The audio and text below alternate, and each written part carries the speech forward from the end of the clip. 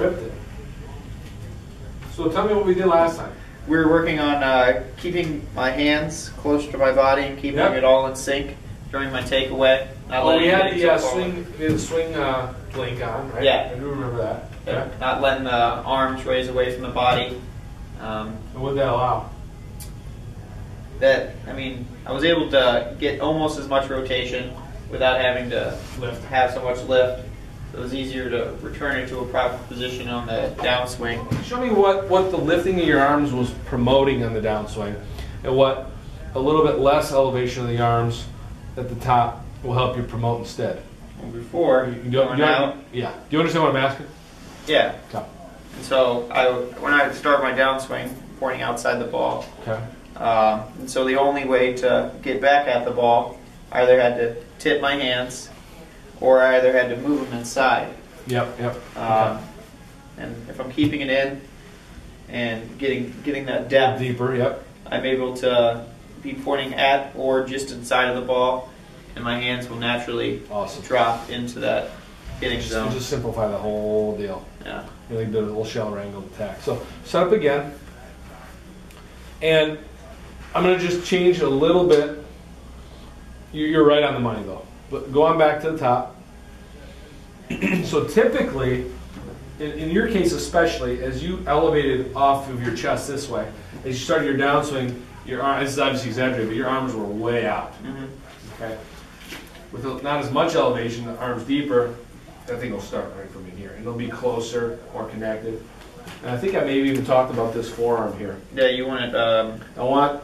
It's not going to be exact, but if your arms are out here, you can see your forearm points way out here. When the arms are in a little bit lower, you're going to approach this ball from this position in here. That left forearm, when the shaft's parallel to the ground, starts to point much more at the ball. Okay? Out here, it can't do it. You can still get to the inside of the ball, but you have to, like I said, do a lot of extra stuff with the wrists. So this was the very next swing. Right, so I'm kind of impressed by how awesome you are. Thank you. To be able to do this. So I'm going to draw that same line on the front instead of the rear. Actually, I'll draw both. As we take you to here, you can see how much lower your arms are. I'm going to draw that line down very deep with that club. I'm going to take you to that, lead arm parallel, right arm parallel. Still pretty darn deep for that right arm parallel position. So this is good. One of the things I want to do that might help kind of complete this and help get that a little closer to that lower line is how your hips are pivoting up into the top. I want to make this real simple today because I kind of like what you're doing with your arm position. That's much better. What I want to see you do, let me pull up Zach Johnson. What I want to see you do as you pivot back, I want to see your tailbone almost move like it's moving closer to the target. Okay, another way to think of it, if I draw a line on that lead hip, as they turn, I want them to stay connected. See how far that moves off? So that's your goal. I almost think I like the thought of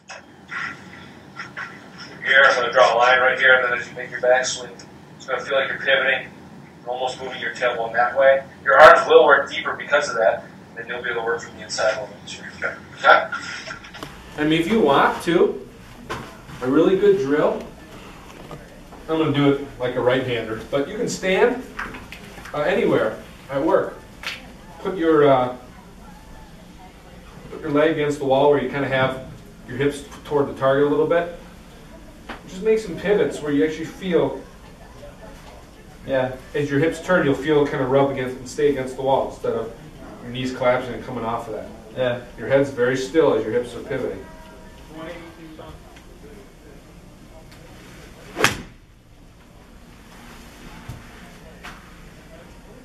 Booyah! That's how I want your hips to pivot. Okay? And like I said, they probably turn a little more when you do that. And that's true. You can see 49 versus 43. Shoulder turn got more. Exactly right. Okay. Boy, oh boy, that was pretty good there, Craig. That was pretty good. Let's look at the side view. Because that was the thing we were trying to promote. And this is the effect of it. Not too much different there, right? Doesn't look too much different. From the front, it looked a lot different. But in the downswing, it's going to look pretty different. This distance got shorter. And the shaft got a little bit shallower. That's going to get you coming a little bit more from the inside. Love that. See how quickly left? That's exactly what I want to see. See the shaft, how it's tipping downward? That club's going that way too quick. And over here, you see the shaft out there. The club's working a little bit back to the right, but not nearly as quickly because of the angle of attack initially. So let's get a lot of good reps of that in. Okay. Good shot.